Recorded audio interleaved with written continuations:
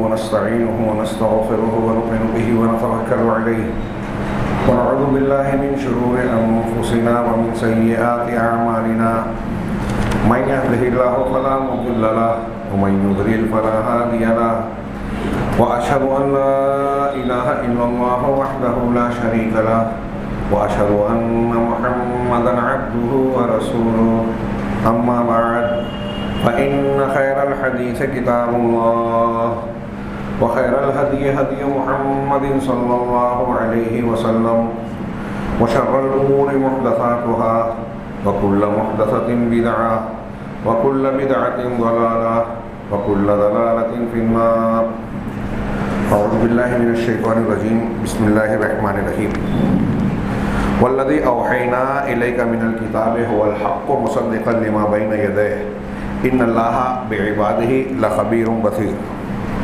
ثم أورثنا الكتاب الذين اصطفينا من عبادنا فمنهم ظالم لنفسه ومنهم مقتصد ومنهم سابق بالخيرات بإذن الله ذلك هو الفضل الكبير والآيات بعدها. محترم حاضرین،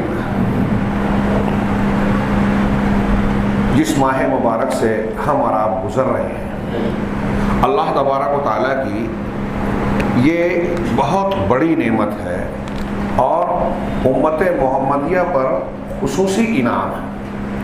ہم اور آپ بار بار یہ بات سنتے اور بیان کرتے ہیں، جانتے ہیں کہ اللہ تعالیٰ نے اسی ماہ کو مبارک کیوں بنایا، عظمتوں، فضیلتوں اور برکتوں والا کیوں بنایا۔ اچھی طرح جانتے ہیں کہ اس وجہ سے کہ اللہ تبارک و تعالیٰ نے اپنی ہدایات اور آسمانی کتابوں کا نزول اسی مہینے میں کیا، خاص طور سے سب سے آخری، سب سے جامع اور سب سے مکمل ہدایت نامہ یعنی قرآن مجید اسی ماہ مبارک میں نازل ہوا۔ شہر رمضان الذی انزل فیہ القرآن۔ اس قرآن کے حوالے سے ساری برکتیں اس ماہ مبارک کو دی گئیں۔ دن کے روزے فرض کیے گئے، یعنی قرآن اور رمضان کا تعلق بیان کیا گیا اور لوگوں کو یہ بتانے، جتانے، احساس دلانے کی کوشش کی گئی کہ اس نعمت عظیم کی قدر و قیمت کو پہچانیں، اسے حقیر نہ سمجھیں اور اپنے آپ کو اس کے لائق بنانے، اس کے مطابق زندگی گزارنے کے راستے پر لگائیں۔ چنانچہ دن کے روزے فرض کیے گئے، اس کی علت اور غایت ایک لفظ میں بتائی گئی، لعلکم تتقون، کہ تم متقی ہو جاؤ۔ تقوی کی بنیاد پر قرآن نے بتایا کہ سارا فائدہ قرآن کا ہدی للمتقین، متقیوں کو ہی ہونے والا ہے، متقیوں کو دنیا اور آخرت کے سارے فوائد حاصل ہونے والے ہیں۔ رمضان کے رات میں قیام کو مسنون کیا گیا، قرآن کی تلاوت کی ترغیب دی گئی سنت رسول صلی اللہ علیہ وسلم کے حوالے سے، تاکہ بندہ قرآن کو پڑھنے والا صرف پڑھنے والا نہیں، اس میں تدبر کرنے والا اور پھر اس میں غور و فکر کر کے سمجھ کر اس پر عمل کرنے والا بن جائے، اس لیے کہ رمضان کے روزے اس کو متقی بنا رہے ہیں۔ اس حوالے سے قرآن کی یہ چند آیات، وقت بہت ہی محدود ہے اور جو آیتیں میں نے لی ہیں اس کا مضمون قدر طویل ہے، لہذا اپنی بات کہے بغیر میں اللہ کے کلام کو پیش کر رہا ہوں اور چاہوں گا کہ ان الفاظ میں جو انتہائی بلیغ اور گہرے معانی اور مطالب کو اپنے اندر سمیٹے ہوئے ہیں اس پر توجہ کے ساتھ غور فرمائیں۔ اللہ تعالیٰ کا ارشاد ہے، وَالَّذِي أَوْحَيْنَا إِلَيْكَ مِنَ الْكِتَابِ هُوَ الْحَقُّ، اور جو کتاب ہم نے آپ کی طرف بطور وحی نازل کی یہ حق ہے۔ اب الحق ہے یعنی باطل نہیں ہے، پورا کا پورا یہ حق ہے۔ اس کا مطلب اگر حق، سچائی ہم چاہتے ہیں تو اسے اختیار کرنا چاہیے۔ ایک معنی اہل علم نے یہ بیان کیا کہ حق کا مطلب یہ کہ امت کو، لوگوں کو جس چیز پر عمل کرنے کی ضرورت ہے، مختلف حالات میں ہمیں جس ہدایت کی ضرورت ہے، یہ قرآن اسی حق پر مشتمل ہے۔ اگر ہم سچائی کی زندگی گزارنا چاہتے ہیں، باطل گمراہی سے محفوظ رہنا چاہتے ہیں، تو قرآن کو اپنا دستور عمل بنانا چاہیے۔ مصدقا لما بین یدیہ، اپنے سے پہلے کی کتابوں کی تصدیق کرنے والا ہے۔ یہ قرآن کی حقانیت کی ایک انتہائی چیختی چلاتی شاندار دلیل ہے کہ اگر آپ مانتے ہیں کہ توریت اور انجیل اللہ کی کتاب ہے، یہود ہو نصارہ ہو، تو آپ کو قرآن کو مان لینا چاہیے، کیونکہ یہ تصدیق کر رہی ہے۔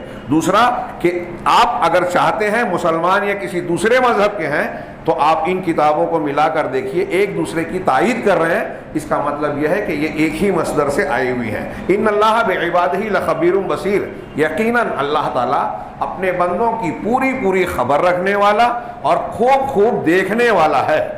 ان کے حالات کو دیکھ رہا ہے کہ اس قرآن کی ضرورت تھی، ان کو دیکھ رہا ہے کہ پچھلی کتابوں میں تحریف ہو گئی تھی، ان کے حالات کو دیکھ رہا ہے کہ ان کے حالات اب قرآن کی تعلیمات پر عمل کرنے کے لائق ہو گئے ہیں، اب بلوغت کو پہنچ رہے ہیں حالات۔ کئی اعتبار سے اس کا معنی بھی اہل علم نے کیا۔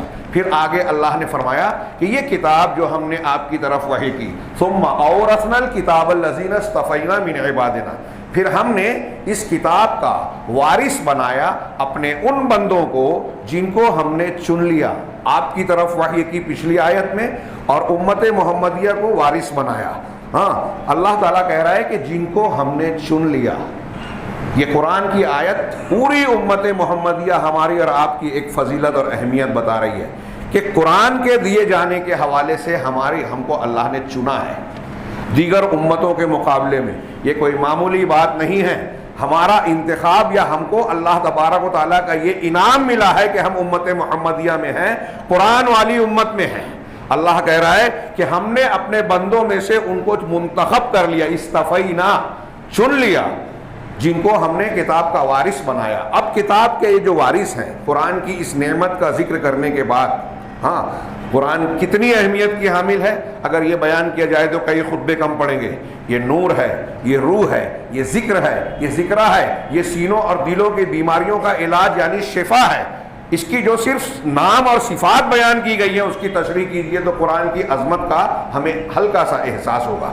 چنانچہ اس کتاب کا وارث بنانے کے بعد اب 3 طبقات ہیں کہ ہم اس نعمت کے ساتھ کون سا رویہ اور برتاؤ اختیار کر رہے ہیں۔ دنیا کے جو لوگ اسے مانتے ہیں اور جو نہیں مانتے، ماننے والوں کے بھی 3 طبقات ہیں، قرآن نے بیان کیا۔ فَمِنْهُمْ ظَالِمٌ لِنَفْسِهِ، اب یہ قرآن کا وارث اپنے بندوں کو جن کو ہم نے بنایا، ان میں سے کچھ ایسے ہیں جو اپنی جان پر ظلم کرنے والے ہیں۔ ظالم لنفسه، اپنے آپ پر ظلم کرنے والے ہیں۔ یہ کون لوگ ہیں؟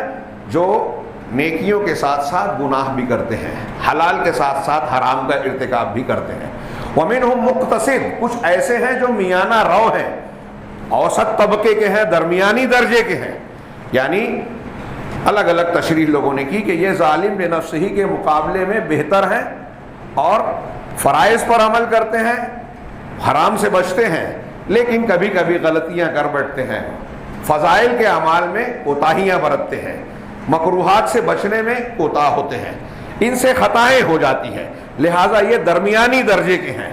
وَمِنْهُمْ سَابِقٌ بِالْخَيْرَاتِ بِإِذْنِ اللَّهِ، تیسرا طبقہ وہ جو نیکیوں میں، خیرات میں اللہ کی توفیق سے بڑھ چڑھ کر آگے ہوتا ہے، ترقی کرتا ہے، سبقت کرنے والے، خیرات اور نیکیوں میں سبقت کرنے والے۔ سورہ واقعہ میں قیامت کے دن جو 3 طبقات بیان کیے گئے ہیں، ہاں کہتے ہیں کہ یہ اسی میں ہے، یا حدیث جبرائیل میں جو کہا گیا اسلام، ایمان، احسان۔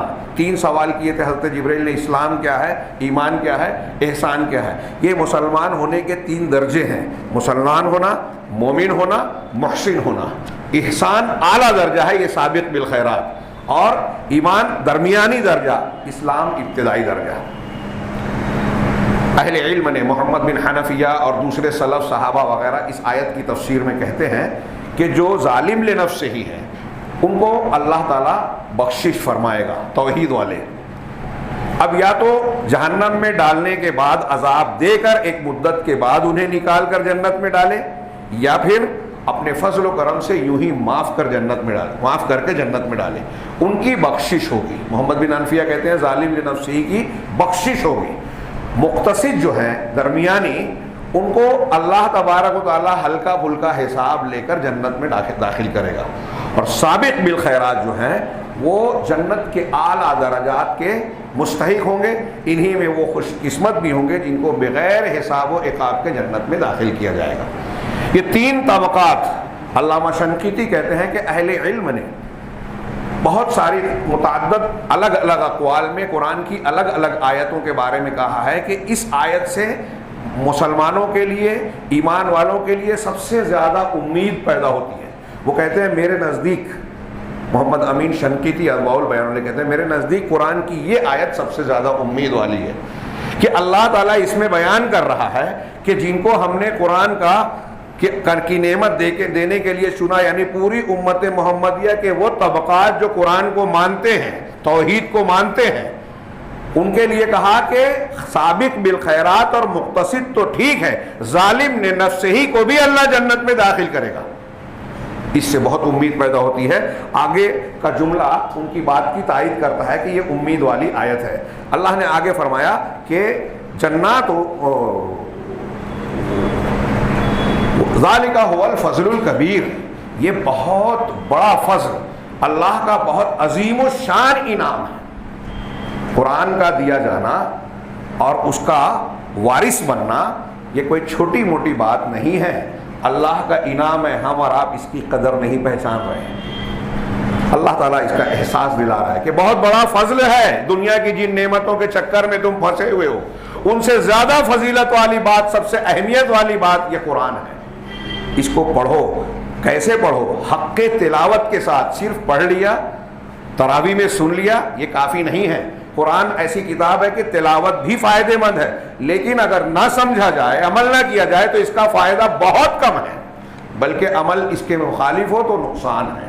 اور ہم دیکھ رہے ہیں، میں اکثر کہتا ہوں کہ 10 مرتبہ 15 مرتبہ لوگ قرآن ختم کر رہے ہیں، لیکن قرآن نے جو کہا ہے کہ اللہ کی عبادت کرو، شرک نہ کرو، وہ شرک بھی کر رہے ہیں، قرآن بھی ختم کر رہے ہیں۔ اللہ کہہ رہا ہے کہ اللہ نے سود کو حرام کیا، سودی لین دین بھی کر رہے ہیں، قرآن ختم کر رہے ہیں۔ تو یہ قرآن حلق سے نیچے نہیں اتر رہا ہے، ایسی تلاوت کسی فائدے کی نہیں ہے۔ اللہ تعالیٰ نے خارجیوں، اللہ کے رسول نے خارجیوں کی نشانی بنائی کہ ان لوگوں کی طرح نہ ہو جاؤ جن کے حلق کے نیچے نہ اترے۔ مضمون زیادہ ہے، میں آگے بڑھتا ہوں۔ اللہ نے فرمایا کہ یہ بہت بڑی فضیلت کی بات ہے۔ جنات عدن یدخلونہا، یہ باغات ہیں، جنات اور باغات، ہمیشگی کے باغات ہیں جس میں کہ وہ داخل ہوں گے۔ یہ فضیلت والی بات ہے، قرآن کا وارث ہونا۔ اور قرآن کے وارثوں کے بارے میں آگے اللہ کہہ رہا ہے۔ اب یہ وارث تینوں طبقات ہیں، ظالم، مقتصد، سابق بالخیرات۔ پوری امت محمدیہ کے لیے یہ خوشخبری ہے، بشرطے کہ قرآن پر ایمان ہو، بشرطے کہ توحید ہو۔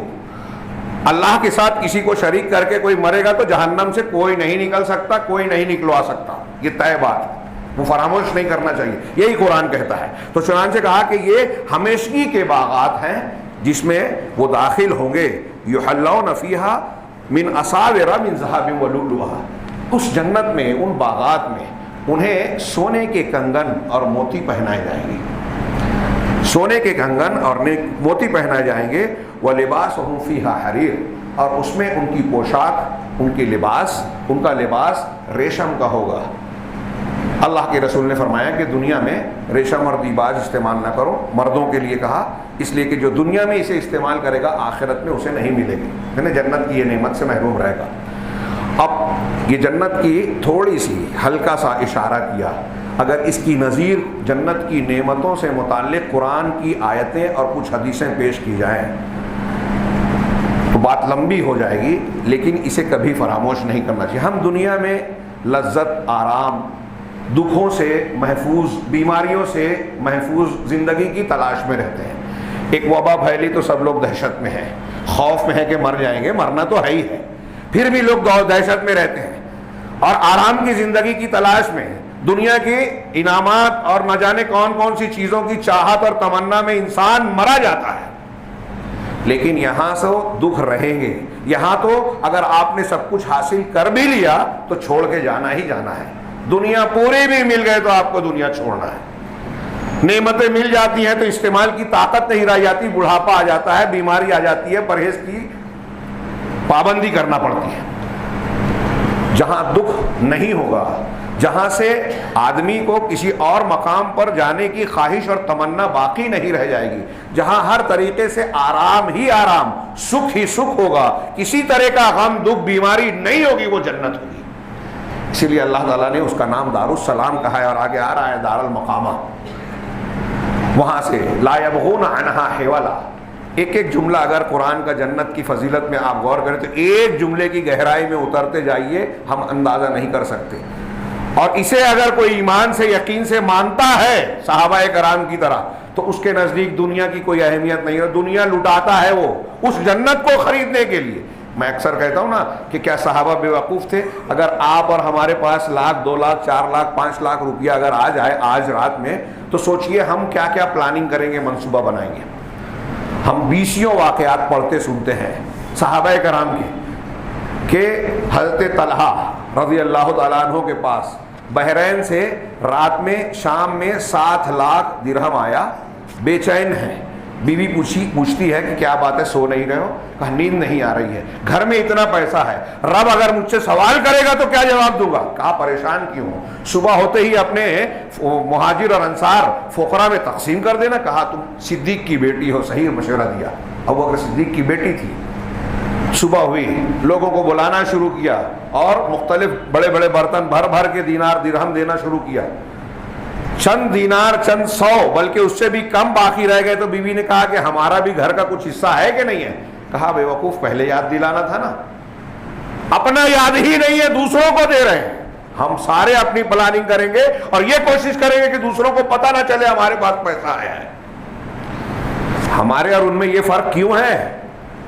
ہم بہت چالاک ہیں, وہ بے وقوف تھے؟ نہیں, وہ دور اندیش تھے. انہوں نے اپنی جنت تعمیر کی. اللہ سے رضامندی کا سرٹیفکیٹ یوں ہی نہیں ملا. وہ دنیا کو عارضی سمجھتے تھے, ہم دائمی سمجھ کر بیٹھے ہوئے ہیں. وہ قرآن کو اختیار کرنے والے تھے, ہم قرآن کو صرف ظاہری اور رسمی طور پر اختیار کیے ہوئے ہیں. ان کے دلوں میں قرآن اترا ہوا تھا. وہ رمضان المبارک کے پیغام کو اپنی زندگی میں اتارتے تھے, متقی تھے. اس لیے دنیا کی قیمت نہیں تھی. ہم کو لگتا ہے کہ 1 لاکھ آیا صبح میں حضرت عائشہ صدیقہ کے پاس اور دوپہر تک بانٹ دیا, 1 درہم بھی نہیں رکھا. لونڈی نے کہا کہ کم سے کم روزہ تھی, 1 درہم رکھتے, گوشت لے آتی. کہا پہلے یاد دلانا تھا. سوچئے تھوڑی, یہ 1-2 واقعات نہیں ہیں ایسے صحابہ کے. ان کی سخاوت, دلداری, دنیا کو ٹھکرانے کا کہ واقعات ہم کو جب پڑھتے ہیں دیکھتے ہیں تو آج کے تناظر میں ایسا لگتا ہے کہ وہ کہانی اور افسانہ ہے. لیکن یہ کہانی اور افسانہ حقیقت بنتا ہے جب ایمان کی یہ چاشنی دل میں ہوتی ہے کہ جنت کی قیمت جانتے تھے. جنت وہ جگہ ہے, دنیا میں انسان کو کچھ بھی مل جائے, یہاں تمنا ختم ہونے والی نہیں. لا یملأ بطن ابن آدم الا التراب. ابن آدم کی پیپ کا پیٹ مٹی کے علاوہ قبر میں جانے سے پہلے کوئی چیز نہیں بھر سکتی. ہاں, اگر 2 وادی سونے کی مل جائے تو تیسرے کی تمنا کرے گا. لیکن جنت میں اللہ تعالیٰ پوچھے گا جنتیوں سے اور کچھ چاہیے تو کہیں گے کہ پروردگار ہم نے جو کچھ کیا تھا اس سے کہیں زیادہ تو نے دیا, جو چاہا تھا اس سے بہت بڑھ کر دیا, ہماری تمناؤں سے بڑھ کر ہے. تمنا کا قتل ہو جائے گا, وہاں تمنا اور آرزو ختم ہو جائے گی. تمناؤں اور آرزوؤں سے بڑھ کر جنت ملے گی. وہاں سے کہیں ہٹنے کا کوئی دل نہیں ہوگا. دنیا میں کتنی بھی اچھے مقام پر کوئی رہے اس میں چینجنگ چاہتا ہے, تبدیلی چاہتا ہے. جنت سے لا یبغون عنہا حولا. جنت کی ایک ایک نعمتوں کا بیان قرآن حدیث میں پڑھیے, یہاں موقع نہیں ہے, میں آگے بڑھتا ہوں. یہ داخل ہونے کے بعد کہیں گے وقال الحمد للہ الذی اذهب عنا الحزن, اور کہیں گے کہ تمام تعریف اس اللہ کے لیے ہے. یہ جنتی کہیں گے جنت میں داخل ہونے کے بعد کہ تمام تعریف اس اللہ کے لیے ہے جس نے ہم سے حزن یعنی غم کو, دکھ کو دور کر دیا. غم اور دکھ وہاں نہیں ہوگا. اس کا مطلب دنیا میں رہے گا, جنت میں نہیں رہے گا. ہاں, ان ربنا لغفور شکور. یقیناً ہمارا پروردگار بڑا بخشنے والا, بڑا قدردان ہے. غفور ہے اس لیے ہم سے جو غلطیاں ہوئی اس کو معاف کر دیا. شکور ہے اس لیے ہم نے جو چھوٹی موٹی نیکیاں کی اس کی قدردانی کر کے نہ صرف اس کا اجر دیا بلکہ اسے بہت بڑھایا اور ہماری تمناؤں سے بڑھ کر ہماری تمناؤں کو پورا کیا. یہ اس کا شکر ہے اور فضل ہے. غفران سے, معاف کر دینے سے, ہر قسم کے عذاب اور ناپسندیدہ چیزوں سے بچا لیا, یہ غفوریت ہے. اور شکوریت کی وجہ سے انعامات سے نوازا اور ہماری تمناؤں سے بڑھ کر ہم کو دیا. آگے کہیں گے الذی, اس رب کی تعریف کر رہے ہیں, الذی احلنا دار المقامۃ من فضلہ لا یمسنا فیہا نصب ولا یمسنا فیہا لغوب. جس نے ہم کو دار المقامہ, مقام یعنی ہمیشہ قیام کی جگہ, جس نے ہم کو دار المقامہ میں ٹھہرایا، اتارا، یہاں رکھا، داخل کیا، ہاں، وہ اپنے فضل سے. یعنی جنت ہمیشگی کا گھر ہے، وہاں سے کوئی ٹلے گا نہیں، وہاں موت نہیں آئے گی، وہاں زندگی کا خاتمہ نہیں ہے. من فضل ہی، اپنے فضل سے اس جنت میں داخل کیا، کوئی اپنے عمل سے نہیں جا سکتا. آپ نے وہ حدیث بار بار سنی ہے کہ اللہ کے رسول نے یہ بات کہی تو لوگوں نے پوچھا آپ بھی، کہ کسی کو اس کا عمل جنت میں داخل نہیں کرے، کیا آپ بھی؟ تو کہا ہاں میں بھی، ہاں میں بھی، الا یہ کہ اللہ اپنے فضل اور رحمت سے مجھے ڈھانپ لے گا. اللہ نے آگے فرمایا کہ جنتی کہیں گے کہ اس جنت میں لا یمسنا فیہا لغوب ولا یمسنا نصب ولا یمسنا فیہا لغوب. اس جنت میں نہ ہمیں جسمانی تھکن لاحق ہو رہی ہے، نہ اندر کی خستگی اور شکستگی. یعنی اوپر سے بھی ہم کوئی تکلیف محسوس نہیں کر رہے ہیں، تھکن نہیں آ رہی ہے، اور اندر سے بھی. اس سے پتہ چلا کہ جنت میں جو نعمتوں سے نوازے جائیں گے ہر وقت تازہ دم، نشیط، سرگرم ہوں گے، اس سے بھرپور لذت اٹھائیں گے. کبھی انہیں تھکن نہیں آئے گی، اور تھکن جب نہیں آئے گی تو اس کا مطلب یہ کہ وہاں نیند کی ضرورت بھی نہیں ہوگی. اس لیے جنتیوں کو نیند نہیں آئے گی. اس لیے بھی نیند نہیں آئے گی کہ نیند چھوٹی موت ہے، اور جنتیوں کو موت نہیں آئے گی. موت کو موت دے دی جائے گی جنت اور جہنم میں لوگوں کے چلے جانے کے بعد. اور نیند کی ضرورت ان کو پیش آتی ہے، فائدہ جب ہم تھک جاتے ہیں تو نیند لینے کے بعد پھر سے سرگرمی آ جاتی ہے. جنت میں اس کی ضرورت ہی نہیں ہوگی. جب وہ جنتی کہیں گے کہ لا یمسنا فیہا نصب ولا یمسنا فیہا لغوب. میں آگے بڑھ رہا ہوں. والذین کفروا، اور جن لوگوں نے کفر کیا اللہ کے قرآن کو، یہ جو ہم نے دیا ہے، قرآن نازل کیا ہے، اس کو نہیں مانتے. اب نہیں ماننے والے ایک وہ ہیں جن کو ہم کافر کہتے ہیں، کفرو کا لفظ ہے. ایک وہ ناشکر ہیں جو مسلمان تو ہے لیکن قرآن کی باتوں کو ماننے کے لیے تیار نہیں ہے.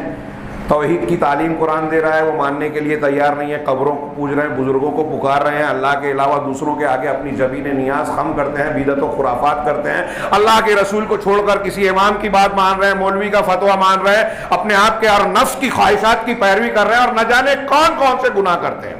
اللہ اور رسول کے احکامات کو جاننے کے باوجود، اور نہیں جانتے تو جاننے کی دلچسپی بھی نہیں ہے. اللہ کہہ رہے ہیں قرآن حدیث مانو، وہ کہتے ہیں ہم بزرگوں کی مانیں گے. قرآن حدیث پڑھنے سمجھنے کا ٹائم ہی نہیں ہے، وقت نہیں ہے، ہر چیز کی فرصت ہے. اللہ کی کتاب، آج جو بیماریاں، پریشانیاں اور پھیلی ہوئی ہے نا، اس کو صرف اس ایک تناظر میں دیکھے. میں نے اس پر خطبہ دیا، ومن اعرض عن ذکری فإن له معیشۃ ضنکا. اللہ نے قرآن میں کہا ہے کہ جو میرے ذکر سے، قرآن سے اعراض کرے گا اس کے لیے تنگ زندگی ہے. یہ بیماریاں، پریشانیاں، بے روزگاری، معاشی تنگی، کساد بازاری جو ہمارے یہاں مندی ہے، ہم دنیا کے فلسفے جھاڑتے ہیں، حکومت کی پالیسی، کورونا کی بیماری، یہ ساری چیزیں اللہ کی طرف سے ہیں. بھولنا نہیں چاہیے. ایمان کا تقاضا یہ ہے. اس ایمانی اور روحانی بنیاد کو سارے لوگ بھول جاتے ہیں، اس لیے اصلاح نہیں ہوتی. سال میں 1-2 مرتبہ اللہ تماشا مارتا ہے، فتنے میں ڈالتا ہے، پھر بھی ہم سدھرتے نہیں، اللہ کی طرف پلٹتے نہیں. اس وجہ سے کہ ہم صحیح وجہ پر غور ہی نہیں کرتے. مہنگائی بڑھ رہی ہے، بے روزگاری بڑھ رہی ہے، فلاں بنیاد، ساری وجوہات سیاسی اور پالیسی، اقتصادی پالیسیوں کی اپنی جگہ، مسبب الاسباب کے بغیر کچھ نہیں ہوتا. مہنگائی بڑھ رہی ہے، اللہ بڑھا رہا ہے. کورونا کی وبا پھیلی ہے، اللہ نے پھیلایا ہے. بے روزگاری ہے، مندی ہے، اللہ کی طرف سے ہے.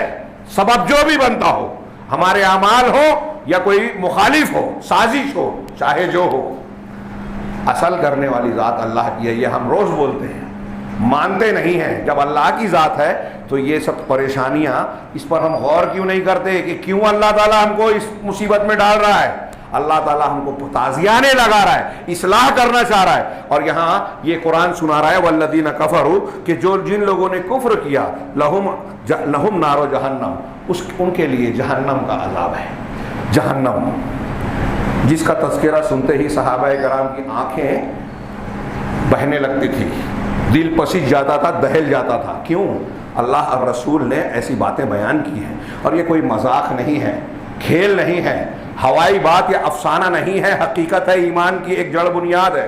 ایمان بالآخرت کا ایک یقینی حصہ ہے کہ جہنم کا وجود ہے اور برے لوگوں کا ٹھکانہ ہے. کیسی آگ ہے وہاں؟ دنیا کی آگ سے 69 گنا زیادہ، ڈامر سے زیادہ کالی. وہاں موت نہیں آئے گی. آگے کا مضمون دیکھیے، لا یقضى علیہم فیموتوا. ان کے لیے جہنم کی آگ ہے، اس میں ان کی قضا، موت نہیں آئے گی کہ آرام مل جائے، چھٹکارا مل جائے. مر کر بچ جائیں، ایسا نہیں ہوگا. ہاں سورہ ابراہیم میں کہا من ورائہ جہنم، اس کے پیچھے ان کے سامنے جہنم ہوگی. وَيُسْقَى مِن مَّاءٍ صَدِيدٍ، اس میں اس کو انتہائی کھولتا ہوا پیپ کا پانی پلایا جائے گا، زخموں سے نکلا ہوا پانی پلایا جائے گا. ہاں یتجرعہ، وہ اسے گھونٹ گھونٹ بنا کر بمشکل پیے گا. وما قادر یسیغہ، لیکن قریب ہے کہ اس کو یہ آسودہ سیراب نہیں کر پائے گا. وَيَأْتِيهِ الْمَوْتُ مِن كُلِّ مَكَانٍ، یہ جملے کی تشریح کر رہا ہوں قرآن کی دوسری آیت سے کہ موت ہر طرف سے اسے آئے گی. وما ہوا بمیت، لیکن وہ مرے گا نہیں. موت ہر طرف سے آئے گی. ہم لوگ جب یہ ترجمہ کرتے تھے تو سمجھتے تھے کہ دائیں بائیں اوپر نیچے سے ہر طرف کا مطلب یہ ہے. سلف نے تفسیر کی ہر طرف کا مطلب انسان کے پور پور سے، جسم کے ہر حصے سے. ایک قول یہ ہے بعض اہل علم کا، تابعین کا، کہ ہمارے جسم میں جتنے بال اور مسامات ہیں نا، ہر مسامات سے موت آئے گی لیکن مرے گا نہیں آدمی. پکارے گا بندہ، آگے آ رہا ہے کہ موت دے دے رب العالمین، موت نہیں آئے گی. کتنی بھیانک، صرف جہنم کے مناظر، جنت اور جہنم کے مناظر پیش کرنے کا وقت نہیں بچا. صرف میں ایک ایک روایت کی طرف اشارہ کرتا ہوں. جو آخری جنتی جائے گا، مسلم شریف کی لمبی حدیث اور کئی الفاظ میں بیان کیا، امام مسلم نے نقل کیا الگ الگ سندوں سے، بڑی شاندار روایت. جو آخر میں جنت میں جائے گا، جہنم سے نکال کر جنت میں ڈالا جائے گا، اس کو دنیا اور دنیا جیسی 10 مثالیں دی جائے گی. وہ داخل ہونے کے بعد جو حوریں اس کا استقبال کریں گی تو وہ ایک جملہ کہے گا. اس کا جملہ ہو گیا، وہ کہے گا کہ ما اعطی احد مثل ما اعطیت، کہ دنیا میں کسی انسان کو کسی کو بھی وہ دولت اور نعمت نہیں دی گئی جو مجھے دی گئی. سب سے ادنا درجے کا جنتی یہ بولے گا کہ جو نعمتیں مجھے ملی ہے کسی کو نہیں ملی. یہ ایک طرف جنت کا معاملہ. اور وہ بخاری کی روایت بھی ہے کہ دنیا میں جس نے کبھی آرام دیکھا نہیں ہوگا، دکھ ہی دکھ جھیلا ہوگا، اس کو ایک غوطہ جنت میں دے کے نکالا جائے گا تو اس کہے گا کہ غم دکھ کیا ہے میں جانتا ہی نہیں. کیسی ہوگی جنت، اندازہ لگائیے. اس کے برخلاف جہنم کا معاملہ، صحیح مسلم کی حدیث آپ نے بارہا سنی ہے، ان احون الناس عذابا یوم القیامہ، سب سے ہلکے درجے کا عذاب قیامت کے دن اس شخص کو ہوگا جس کے دونوں تلووں کے نیچے 2 آگ کی جوتیاں رکھی جائیں گی، انگارے رکھے جائیں گے. یغلی بہما دماغو، ان دونوں سے اس کے دماغ کی ہڈی دماغ کھولے گا. ہاں یرا انہو اشد الناس عذابا، اس کو یہ لگے گا کہ یہ سب سے زیادہ بھیانک اور سخت عذاب ہے جہنم میں، لیکن حالانکہ وہ سب سے ہلکے عذاب والا ہوگا. جو سب سے ہلکے عذاب والا ہوگا وہ سمجھے گا کہ سب سے بھاری دیا جا رہا ہے. صرف چند آیتوں پر آپ ہلکا ہلکا سا غور کریں، ہم گزر جاتے ہیں تراویح میں، تلاوت میں. ہاں فالذین کفروا قطعت لہم ثیاب من نار، جن لوگوں نے کفر کیا ان کے لیے آگ کے کپڑے سیے جائیں گے، کپڑے کاٹے جائیں گے. ہاں وَيُصَبُّ مِن فَوْقِ رُؤُوسِهِمُ الْحَمِيمُ، ان کے سر پر انتہائی کھولتا ہوا پانی بہایا جائے گا. یُسْحَرُ بِهِ مَا فِي بُطُونِهِمْ وَالْجُلُودُ، جس سے ان کے جسم کے پیٹ کے اندر کی جو چیزیں ہیں اور ان کی چمڑیاں ہیں سب گل جائیں گی، پگھل جائیں گی. وَلَهُمْ مَقَامِعُ مِنْ حَدِيدٍ، اور ان کے لیے لوہے کے ہتھوڑے ہوں گے. كُلَّمَا أَرَادُوا أَن يَخْرُجُوا مِنْهَا أُعِيدُوا مِنْهَا مِنْ غَمٍّ أُعِيدُوا فِيهَا، جب بھی وہ اس کے کسی غم اور دکھ سے نکلنے کی کوشش کریں گے مار کر باہر واپس کر دیا جائے گا. یہ سورہ حج میں کہا. سورہ وقت نہیں ہے. ان کے لیے آگ کا بچھونا، آگ کا بستر اور آگ کا اوڑھنا، آگ کا خیمہ، گندھک والا کپڑا جو آگ کو اور زیادہ سوزش والا، تپش والا بنا دے گا. سورہ ابراہیم میں کہا آخر میں. آپ ان تفصیلات کو دیکھیے، باہر ہی سے نہیں اندر تک آگ گھسے گی. ہماری چمڑیاں، یہ جو چمڑی ہے دنیا کی یہ نہیں جھیل سکتی، 70 گز موٹی، 90 گز موٹی حدیثوں میں ہے. ہاں اور یہ چمڑیاں بھی جب آگ کا مزہ، یہ قرآن کہتا ہے کلما نضجت جلودہم بدلناہم جلودا غیرہا، جب بھی ان کی چمڑیاں کھالے جھلس جائے گی ہم نئی چمڑیاں پیدا کر دیں گے. لیذوقوا العذاب، تاکہ عذاب کا مزہ چکھیں.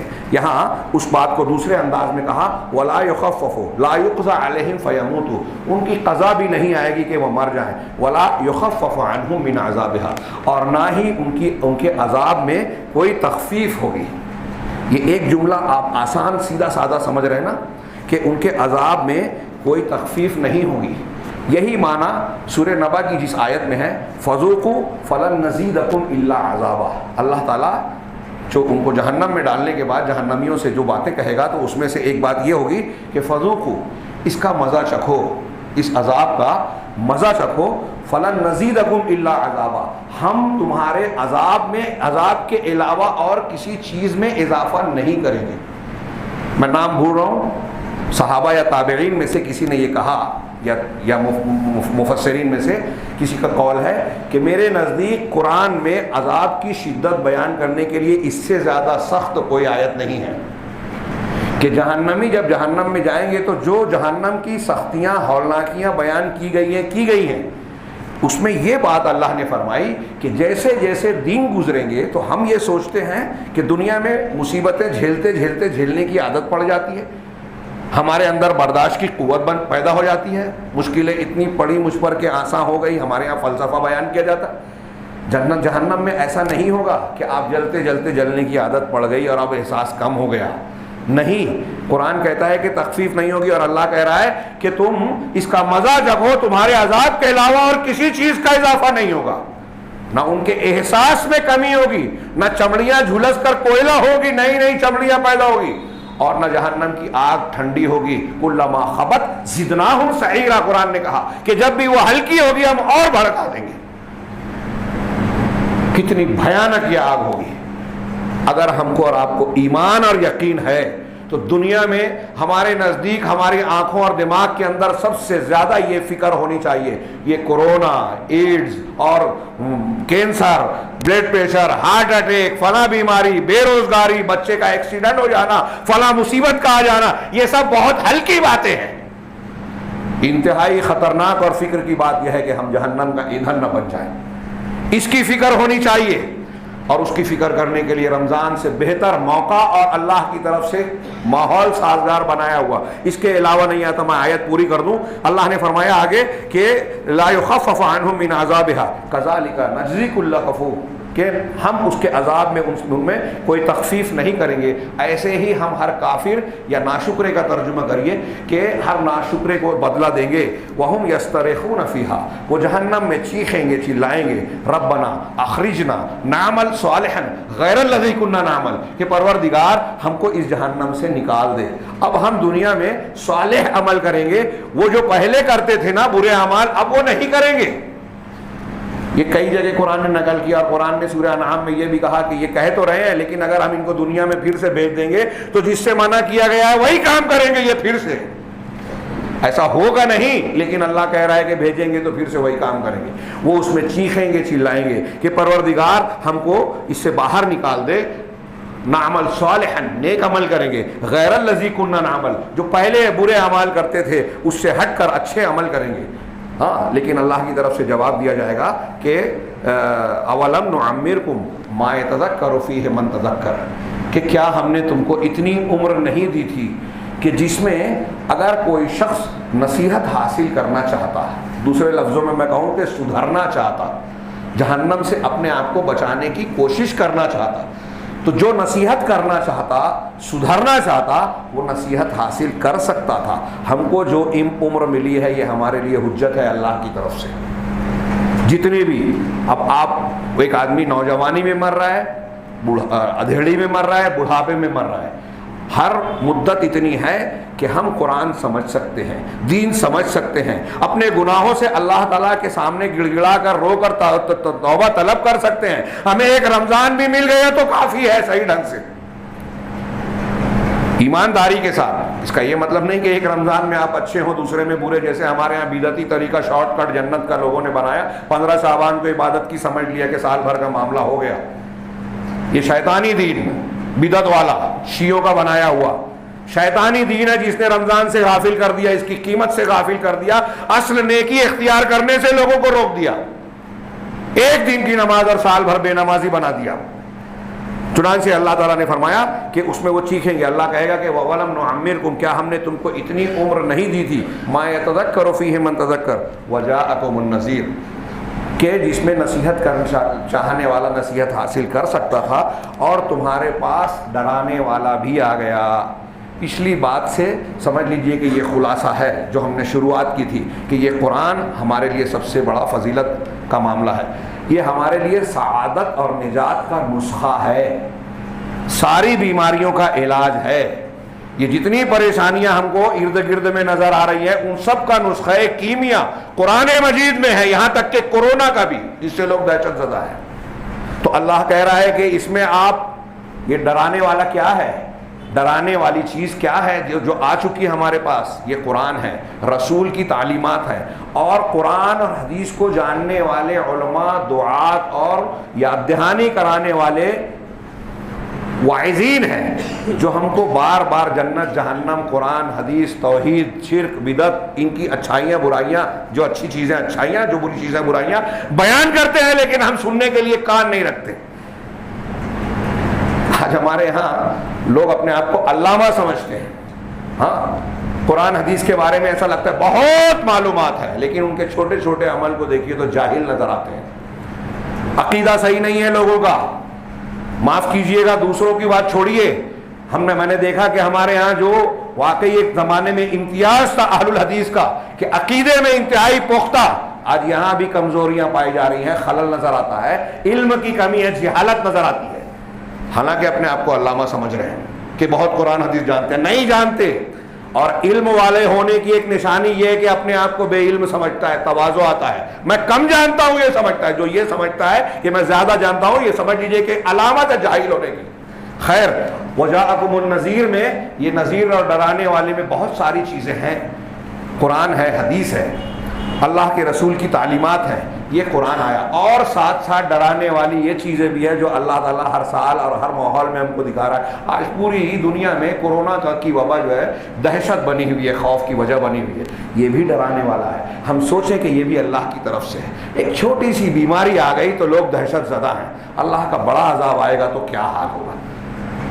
ہمیں کیا کرنا چاہیے؟ اللہ کی طرف لوٹنا چاہیے۔ ہمیں جانا ہے اگر جنت میں دار المقامہ، جہاں لذتیں ہیں، جہاں مسرتیں ہیں، جہاں ہمیشہ رہنے کا ٹھکانہ ہے، اگر ہم چاہتے ہیں کہ ایسی زندگی ملے جس میں دکھ نہ ہو، سکھی سکھ ہو، تو وہ جنت کا مقام ہے، اور اس کے لیے یہ فذوقوا وما للظالمین من انصار فما للظالمین من نصیر، یہ جہنم سے بچنے کا نسخہ یہی ہے کہ ہم قرآن کو سمجھیں، اس کی قیمت کو جانیں، اور اس کے لیے اس رمضان سے بہتر موسم، اس رمضان سے بہتر ماحول کبھی نہیں ملتا۔ اللہ تعالیٰ نے امت محمدیہ کو عمر کم دے کر ایسے بہت سارے فضائل والے اعمال اور مواقع دیے ہیں کہ کم عمر میں آپ زیادہ عمر کے عمل کر سکتے ہیں۔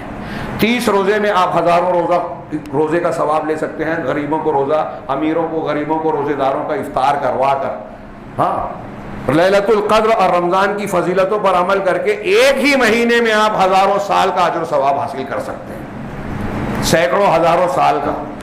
اللہ تعالیٰ نے رمضان کے شروع ہوتے ہی جنت کے دروازے کھول دیے، جہنم کے دروازے بند کر دیے، شیاطین کو قید کر دیا۔ یہ ہم سب جانتے ہیں، کیوں یہ اہتمام، کیوں اجر و ثواب بڑھا دیا گیا، قرآن اور عمل کو زیادہ سے زیادہ اس کی طرف راغب کیا گیا، کچھ اور نیکیاں اور عبادات مشروع کر دی گئی، کیوں؟ تاکہ جنت میں داخل ہونا ہمارے لیے آسان ہو جائے۔ اب ایسے میں بھی میں اکثر یہ بات کہتا ہوں، اگر ایسے میں بھی کوئی شخص اپنی بخشش نہیں کروا رہا ہے تو یقیناً وہ فرشتوں کے سردار حضرت جبریل کی بد دعا کا مستحق ہے کہ وہ شخص اس پر وہ اللہ کی رحمت سے دور ہو جس کو رمضان مل جائے اور اپنی مغفرت نہ کرا لے، جہنم سے اپنے آپ کو آزاد نہ کرا لے۔ اس سے بڑا بدقسمت کون ہو سکتا ہے؟ یہ رمضان مل جائے اور قرآن سے نہ جڑے، قرآن کو سمجھنے کی کوشش نہ کرے۔ جبریل علیہ السلام نے بد دعا دی اور انبیاء کے سردار نے آمین کہا۔ اللہ تعالیٰ سے دعا ہے کہ وہ ہمیں اس بد دعا سے محفوظ رکھے، اس رمضان المبارک میں ہمیں متقی، پرہیزگار اور قرآنی انسان بنائے، اور اس لائق بنائے کہ دنیا اور آخرت کی ہر مصیبت اور فتنے سے ہم محفوظ ہو جائیں۔ اقول قولی ھذا واستغفر اللہ لکم ولسائر المسلمین وصلی اللہ علی نبینا محمد۔ بارک اللہ لنا ولکم فی القرآن المجید ونفعنا وإیاکم بالآیات والذکر الحکیم، انہ تعالی جواد کریم مجید۔